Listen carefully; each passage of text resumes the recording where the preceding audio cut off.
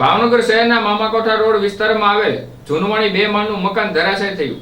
ભાવનગર શહેરમાં આવેલ ખારગેટથી મામાકોઠા રોડ પર વર્ષો જૂનું 2 માળનું મકાન ધરાશાયી થયું હતું। જ્યારે વરસાદના કારણે મકાન ધરાશાયી થતા નીચે ધોબીની દુકાનને નુકસાન થયું હતું। જોકે કોઈને જાનહાનિ થવા પામી ન હતી। એક તબક્કે લોકોના ટોળે એકઠા થઈ જવા પામ્યા હતા। જ્યારે ફાયર બ્રિગેડને જાણ કરતા ફાયર બ્રિગેડ ઘટનાસ્થળે પહોંચીને કાટમાળ દૂર કર્યો હતો। જ્યારે મકાન માલિક રમણીકભાઈ કનૈયાલાલનું છે।